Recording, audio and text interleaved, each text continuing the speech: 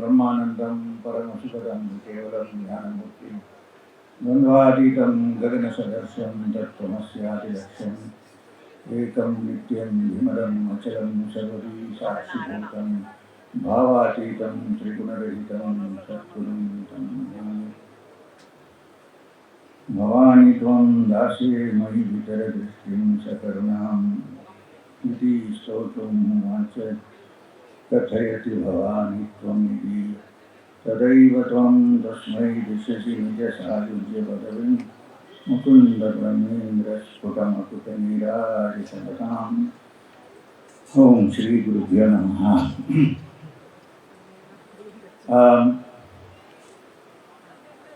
അത് ഇവിടെ മലയാളികളല്ലാത്ത ആളുകൾ ഒരുപാടുണ്ടോ? ഇങ്ങനെ ഉണ്ടോ?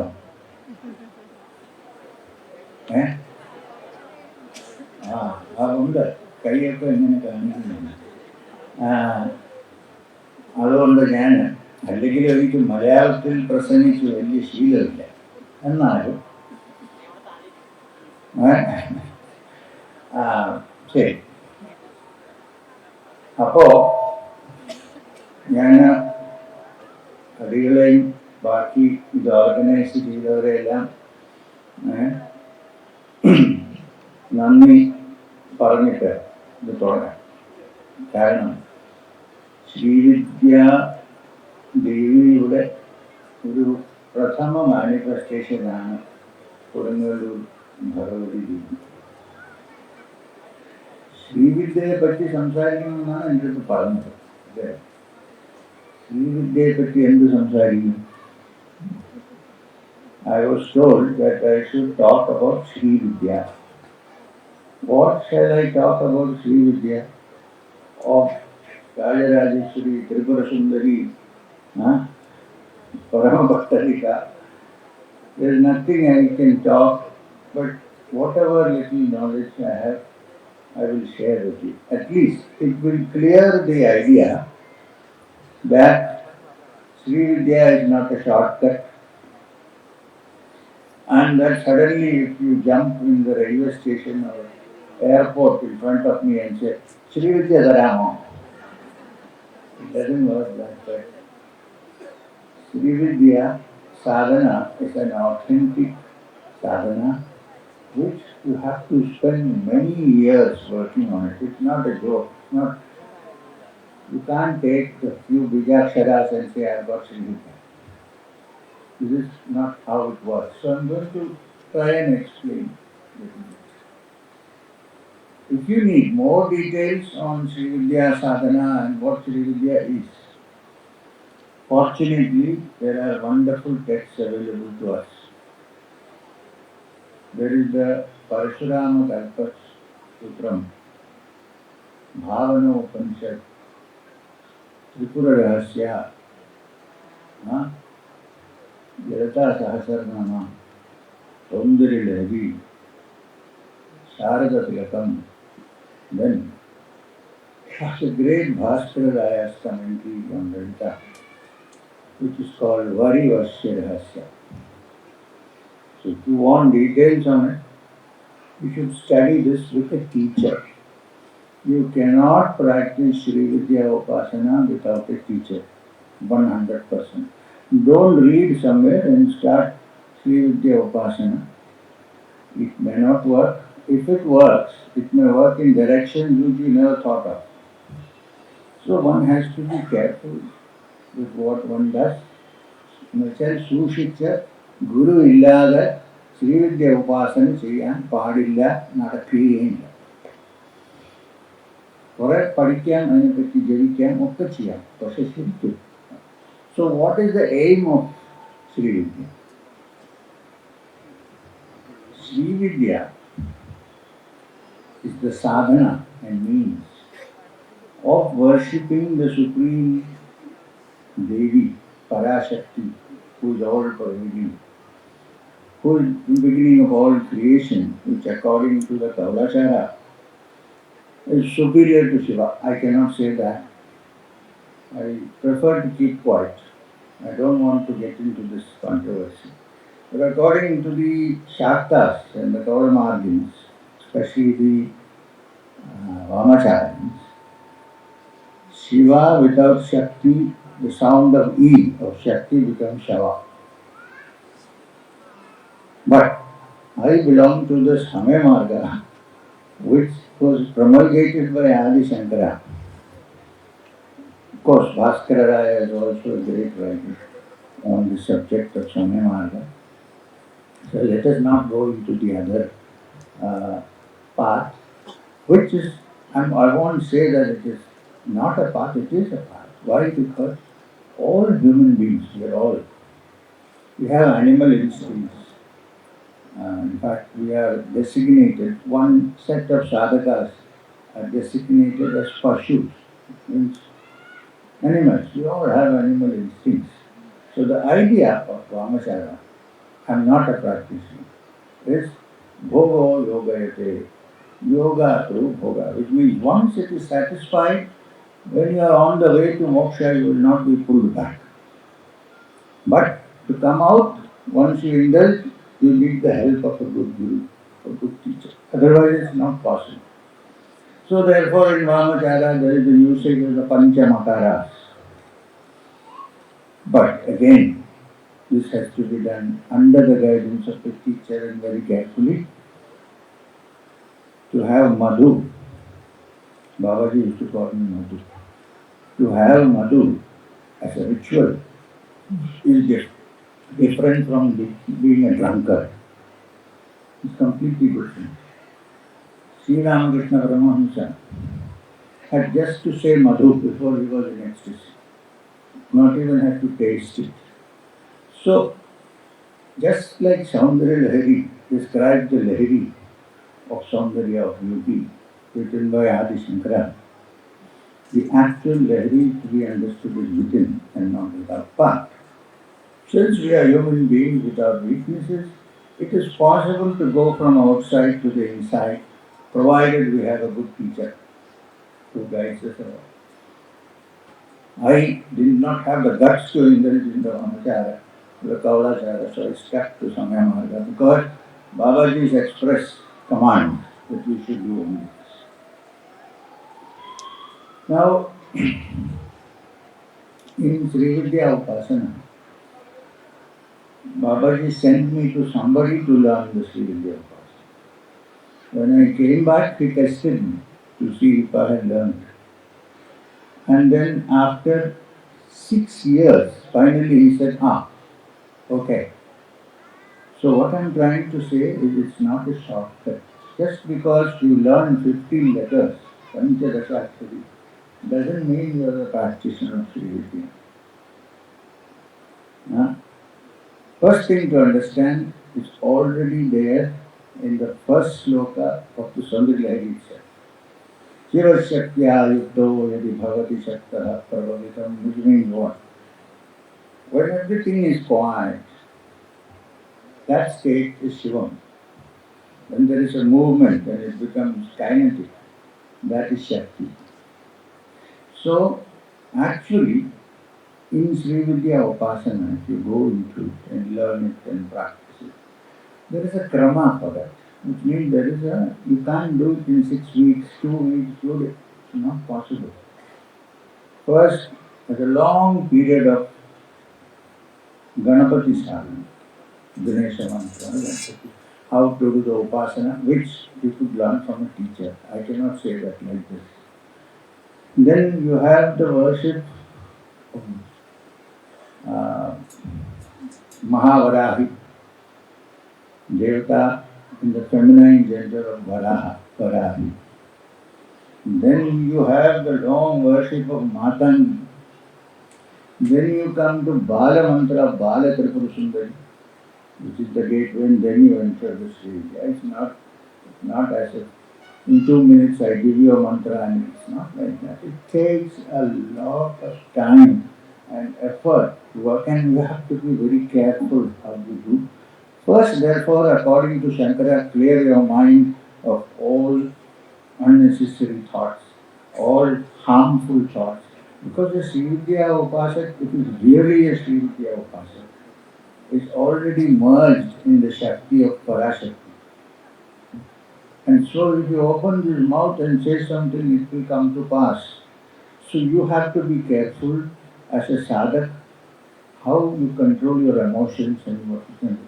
Can you imagine the anger of Matani, for instance? Or the Dasha Mahavidyas, the first Mahavidyas, Bhadrakali. So therefore, I was advised, of course, I'm very fond of Bhadrakali. Then the first Mahavidya being Bhadrakali, you know the description of Bhadrakali. Karalodanam, Ghoram, Muktakeshim, Charuviram, Kalikam, Dakshinam, Divyam, Mundamala Vibhushitam, one who has a necklace of human heads. അത് വന്നതാണ് ഭദ്രകാളിയെ ഉപാസന ചെയ്യണമെങ്കിൽ അതിൽ നമ്മുടെ തലയും കൂടെ ഇടാൻ തയ്യാറായിരിക്കും, ഇല്ലെങ്കിൽ പ്രശ്നമായിട്ട് തീരും. ഇല്ലെങ്കിൽ ശ്രീരാമകൃഷ്ണ പരമഹംസനെ പോലെ ഒരു വലിയ ഒരു great saint can do, but it's not so easy. You can do puja, that's all right. But to go before Bhadrakali and saying, I'll surrender everything because of Kallam Parayadu. When normally നമ്മൾ surrender എന്ന് പറയുമ്പോൾ കുറച്ച് സറണ്ടറിൽ ബാക്കിയെല്ലാം നമ്മുടെ കയ്യിൽ. ഭദ്രകാളിയെ പൂജിച്ചാൽ അത് പറ്റില്ല, എല്ലാം സറണ്ടർ, പിന്നെ തരുന്നത് വാങ്ങിച്ചോ. അതുകൊണ്ട് നമ്മളത് ടച്ച് ചെയ്യണ്ട ഇപ്പോൾ തൽക്കാലം. രാജരാജേശ്വരി ത്രിപുരസുന്ദരി വളരെ സുന്ദരിയായ ഒരു ദേവതയാണ്. അപ്പം അത് എങ്ങനെയാണ് വർഷിപ്പ് ചെയ്യുന്നത്, ശ്രീവിദ്യ ഉപാസന എന്താണ് എന്ന് ഒരു നല്ല ഇപ്പം ഞാനത് ഇന്ന് വലിയ ഇതിൽ ചെയ്യാൻ പറ്റില്ലല്ലോ. അത് പേഴ്സണലായിട്ട് ഒരാളെ ടെസ്റ്റ് ചെയ്തൊക്കെ കഴിഞ്ഞിട്ടേ ചെയ്യാൻ പറ്റുള്ളൂ. My main trust, of course, is what is called Yoga Tantra, which in Samaya Marga is awakening the energy which is in us, resting in Mooladhara. In the Mooladhara, where the Devi rests in human beings. In one school of thought, it rests in the Manipura. Now, let's not enter into the controversy. Mooladhara could also mean Manipura because it is the root foundation, Moola, Adhara. So, anyway, so somewhere in the bottom of the spine, which is called the Brahmadanda, rests the Devi in all her splendor, but a seed. Just now I saw something very interesting. Ananta Padmanabha Swami, I have seen. You might have all seen sleeping, Ananta Sayana. A young man has painted a beautiful Devi who is just like Ananta Padmanabha. Imagine that it is Kundalini Shakti. അറിയാതെ പറഞ്ഞു ഉൾക്കൊണ്ടിരുന്നത് അല്ല, കാരണം ഇന്ന് ഇൻ്റർനെറ്റിൽ ഇന്നത്തെ കാലത്ത് 10 മിനിറ്റിൽ കുണ്ടലിനി ശക്തിയെ ഉണർത്താൻ സാധിക്കുമെന്നാണ് പറയുന്നത്. $10,000 വേണം സെക്കൻഡിൽ. എനിവേ, അപ്പോൾ ഈ മൂലാധാരത്തിൽ റെസ്റ്റ് ചെയ്യുന്ന ദേവിയെ എങ്ങനെയാണ് ഉണർത്തി എന്ന് പറഞ്ഞാൽ ദേവിയാണ് ആലോചിക്കണം.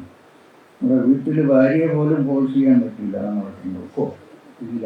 അപ്പോൾ ഇത് ദേവിയാണ്, പരാശക്തിയാണ്. അതുകൊണ്ട് പ്രാർത്ഥന കൊണ്ടേ കൊണ്ടുപോകാൻ പറ്റില്ല. ഹഠയോഗം ഒക്കെ പ്രയോഗിച്ച് പിന്നെ എന്തെങ്കിലും അവിടെ ഇതൊക്കെ ആയാൽ നമുക്ക് തന്നെ കുഴപ്പമാകും. അത് ഞങ്ങൾ സാധാരണ ഞാൻ നേരത്തെ പറഞ്ഞ ശ്ലോകം ഭഗവാൻ ത്വന്ദാസേ എന്ന് പറഞ്ഞ് പ്രാർത്ഥിച്ചിട്ടാണ് അവിടെ നിന്ന് ബാക്കിയുള്ള പ്രാണായാമവും ബീജാക്ഷരവും എല്ലാം ചെയ്ത് ആ ദേവിയെ സഹസ്രാരത്തിൽ കൊണ്ടുപോയി പരമശിവൻ അവിടെ ചിദാനന്ദരൂപ ശിവഹം ശിവഹം ആചാര്യശാസ്ത്ര പറഞ്ഞതുപോലെ അവിടെ ഇരിക്കുന്നിടത്ത് കൊണ്ടെത്തിക്കുക. അവർ രണ്ടുപേരും ഒന്നാകുമ്പോൾ ആദ്യത്തെ സ്ഥിതി അർദ്ധനാരീശ്വരൻ, +&- അത് കഴിഞ്ഞ് പിന്നെ ശിവം ആവുമ്പോൾ എല്ലാം ശാന്തം. അതിൻ്റെ കൂടെ അഷ്ടസിദ്ധികളെല്ലാം മനുഷ്യന് ഉണ്ടാകാൻ സാധ്യതയുണ്ട്. പക്ഷെ അതല്ല, മോക്ഷമാണ് നമ്മുടെ ലക്ഷ്യം. ഇതാണ്. ഇനി ഇതിൽ പലതരം ശ്രീവിദ്യ ഉപാസനയിൽ തന്നെ പഞ്ചദശാക്ഷരി എന്ന് വെച്ചാൽ 15 ശബ്ദങ്ങൾ, ബീജാക്ഷരങ്ങൾ. ബീജാക്ഷരം എന്ന് പറഞ്ഞാൽ അത് ഒരു ഒരു സീഡാണ്, വിത്ത്, ബീജം. അതിനൊരർത്ഥമില്ല എന്നുള്ള എഫക്റ്റ്. അപ്പോൾ ഒരു ബീജാക്ഷരം ജപിക്കുകയാണെങ്കിൽ ദീക്ഷ ഉണ്ടെങ്കിൽ ജപിക്കാവും, ഇല്ലെങ്കിൽ അതുകൊണ്ട് യാതൊരു കാര്യവുമില്ല. അപ്പോൾ ഈ ബീജാക്ഷരം മൂലാധാരത്തിൽ നിന്ന് സഹസ്രാരം വരെ ദേവിയെ ബിന്ദുവിൻ്റെ രൂപത്തിൽ കൊണ്ടുപോവുക എന്നുള്ളതാണ് യോഗതന്ത്രം. ഇനി ശ്രീവിദ്യ ഉപാസന മന്ത്രപ്രകാരം ചെയ്യുകയാണെങ്കിൽ ശ്രീവിദ്യയുടെ രൂപം യന്ത്രത്തിലുണ്ട്, ശ്രീയന്ത്രത്തിലുണ്ട്. സെൻറ്ററിൽ ഒരു ചെറിയ ട്രയാങ്കിൾ ഉണ്ടല്ലോ, അതിൻ്റെ അകത്തൊരു ഡോട്ട് കാണുന്നില്ല, അതാണ് ബിന്ദു. ഞങ്ങൾക്കത് മേരു പോലെ ഉള്ളിലാണ്. പുറത്ത് പൂജ ചെയ്യുകയാണെങ്കിൽ ഈ ശ്രീവിദ്യ രൂപത്തിന് പകരം യന്ത്രമായിട്ടാണ് ഈ ശ്രീവിദ്യ യന്ത്രം. അപ്പോൾ യന്ത്രം ദേവിയായിട്ട് തന്നെ വിചാരിക്കുന്നു, വ്യത്യാസമൊന്നുമില്ല. ദേവിയുടെ രൂപവും ശ്രീയന്ത്രവും തമ്മിലൊരു വ്യത്യാസമില്ല. ഇതൊരു ജിയോമെട്രിക്കലായിട്ടുള്ള പ്രൊജക്ഷനാണ് ദേവിയുടെ. ഇതിനകത്ത് നമ്മൾ നോക്കുകയാണെങ്കിൽ താഴോട്ട് 5, മുകളിലോട്ട് 4 ട്രയാങ്കിൾ കാണും. തിരിച്ചു വേണമെങ്കിലും വെക്കാം സാധാരണ.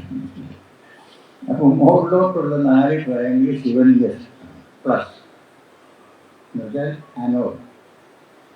താഴോട്ടുള്ള 5 ട്രയാങ്കിൾ ശക്തി, കാറ്റോഡ്. ഇതിൻ്റെ ഇടയിൽ ചെറിയ ട്രയാങ്കിളിന് ബിന്ദു. അപ്പോൾ ഇതൊന്നും നേരെ ചേരും. എല്ലാവർക്കും ഉണ്ടാക്കാൻ പറ്റില്ല, അറിയാവുന്നവർക്ക് ഉണ്ടാക്കാൻ പറ്റുള്ളൂ. അത് ചെയ്ത് കഴിയുമ്പോൾ 43 ചെറിയ ട്രയാങ്കിൾ ഫോം. ഓരോ ട്രയാങ്കിളും നമ്മുടെ ശരീരത്തിലും മനസ്സിലും പല കോശങ്ങളിലും ഉള്ള ഓരോ സെൻറ്റേഴ്സ്.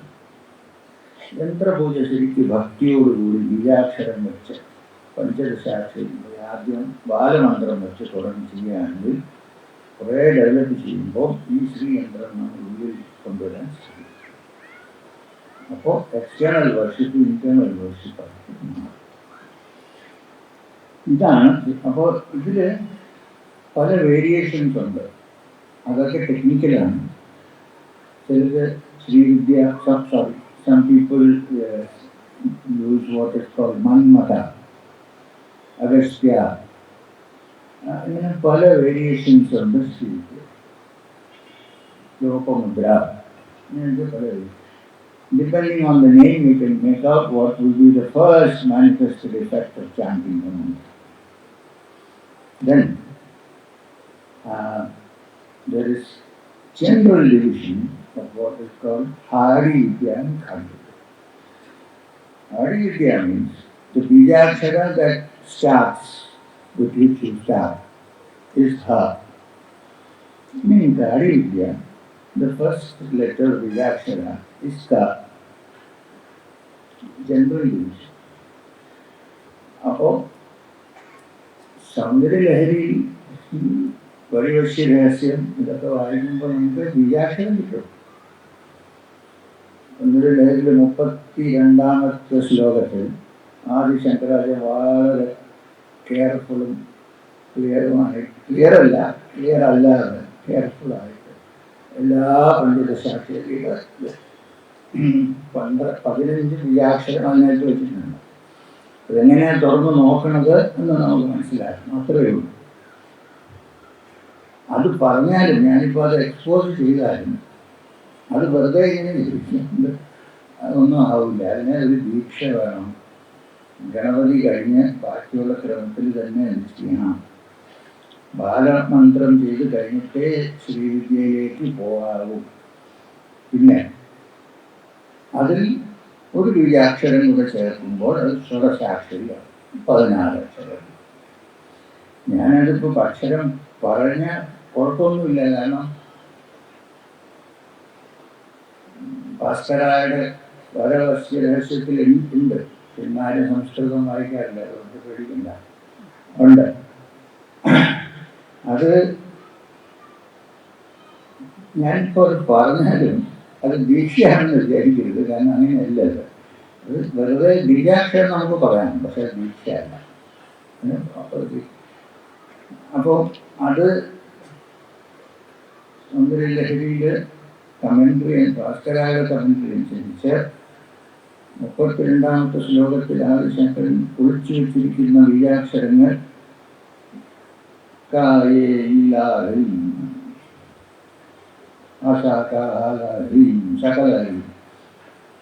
15 അക്ഷരമായി.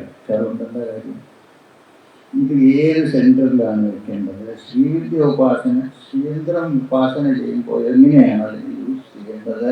അതിൻ്റെ മാത്രം എന്ന് വെച്ചാൽ, മാത്രം എന്ന് പറഞ്ഞാൽ സമയം എത്രയാണ് ഓരോ ബീജാക്ഷരത്തിനും, ഇതൊക്കെ മനസ്സിലാക്കി ചെയ്താൽ ഇതിനൊരു എഫക്റ്റ്. അല്ലെങ്കിൽ ഇപ്പോൾ പേപ്പർ എഴുതാമെന്ന് കഴിയില്ലാണ്ട് കഴിയൊന്നുമില്ല. അവസാനം ശ്രീ ബീജാക്ഷരം ചേർക്കുമ്പോൾ അത് സർവസാക്ഷിയായിട്ട് മാറും. അപ്പോൾ എനിക്ക് ലൈസൻസ് ഉള്ളത് ഈ മന്ത്രശാസ്ത്രം വഴിയുള്ള ശ്രീവിദ്യ ഉപദേശിക്കാൻ വേറെ ചാൻസസിലുണ്ട്. സാധാരണ യോഗ സാധനയാണ്. എന്ന് വെച്ചാൽ യോഗതന്ത്രം. ഞങ്ങളുടെ പ്രാക്ടീസസ് എല്ലാം അതൊക്കെയാണ്. ഓരോ ചക്രത്തിൽ ഏത് ബീജാക്ഷരം വെച്ച് എത്ര നേരം ജപിക്കണം എന്നുള്ളതാണ് ഞങ്ങളുടെ പേഴ്സണൽ പ്രാക്ടീസ്. എൻ്റെ അഥവാ ആരെങ്കിലും ശ്രീവിദ്യ ശരിക്കും പ്രാക്ടീസ് ചെയ്യുകയാണെങ്കിൽ നിങ്ങളുടെ ദീക്ഷയെടുത്ത് അതിൻ്റെ ക്രമം അനുസരിച്ച് ചെയ്ത് സിദ്ധി ഉണ്ടായാൽ ആ മനുഷ്യനെ നമുക്ക് കണ്ടാൽ എത്ര ഒളിച്ചിരുന്നാലും ഒളിച്ചിരിക്കാൻ പറ്റില്ല. കാരണം ആ ദേഹിയുടെ ആ ഒരു എനർജി അതിങ്ങനെ ഷൈൻ ചെയ്യും. അത് നമുക്കത് അതിനെ ഒളിച്ചു വെക്കാൻ പറ്റില്ല. അപ്പം അതിനെ ഒളിച്ചു വെച്ച് ജീവിക്കുന്നതാണ് ഏറ്റവും നല്ലത്. ആർക്കും അറിയാതെ സൈലൻ്റായിട്ട് ഇതിനകത്ത് ഉള്ളിൽ ഒളിച്ചു വെച്ച് ജീവിക്കുന്നതാണ് ഒരു യോഗിയുടെ ലൈഫ്. അപ്പോൾ ഇതിൽ കൂടുതൽ ശ്രീവിദ്യയെ പറ്റി പറയാനുള്ള അർഹതയില്ല, അതിനുള്ള ലൈസൻസും എനിക്ക് ഇല്ല. അതുകൊണ്ട് ഞാൻ ക്ലിയറായിട്ട് നിങ്ങളടുത്ത് ഇത് പറഞ്ഞ് മനസ്സിലാക്കിച്ചത്. കാരണം കുഴിയിലോട്ട് ചെന്ന് ചാടരുത്. 10 രൂപ കൊടുത്ത് വാങ്ങിക്കാൻ പറ്റാത്ത സംഭവമാണിത്. നല്ലൊരു ഗുരു ദീക്ഷ വന്നാലേ ഇത് ചെയ്യാൻ നമുക്ക് പറ്റുള്ളൂ. ഈ ദീക്ഷ തരുന്ന ഗുരു യമനിയമങ്ങൾ പാലിക്കുന്ന ആളായിരിക്കും. ആസനം പോട്ടെ, വേണ്ട, യമനിയമങ്ങൾ പാലിക്കുന്ന ഗുരു ആയിരിക്കണം. ആരെ പറ്റിയും തെറ്റി ആരെ പുറത്തും ദേഷ്യം വരാതിരിക്കുന്നവരല്ലേ ഈ അഗസ്ത്യ ശ്രീവിദ്യ. അഗസ്ത്യരില്ല, നമ്മുടെ ദുർവാസ എന്നൊരു സെക്ഷനാണ് ശ്രീവിദ്യ. അത് ചെയ്യുന്നവരെ കണ്ടാൽ നമുക്ക് അടുത്ത് പോകാൻ തന്നെ പേടിയാവും. ഞാൻ കണ്ടിട്ടുണ്ട് പണ്ട് ബാബാജിയുടെ കൂടെ നടക്കുമ്പോൾ ഞാൻ ഒരാളെ കണ്ടു. അദ്ദേഹം മലയിലെ മുകളിൽ നിന്നുകൊണ്ട് ഇങ്ങനെ വിളിച്ചാണ് പറയുന്നത്. ആ ഒരു ശബ്ദം എനിക്ക് തോന്നി ചിലപ്പം ഈ ഐസ് മലയിൽ നിന്ന് മെൽറ്റ് ചെയ്ത് താഴെ വീഴുന്നു. ഞാൻ ബാബാജിയെ ചോദിച്ചു, എന്ത് ശ്രീവിദ്യ എന്ത് Durvasa? Oh, sorry. Once when I was with Babaji, I saw a person who looked white, completely white, standing on the top of the hill and shouting loudly some Bijaksharas. The Bijaksharas also were terrible Bijaksharas.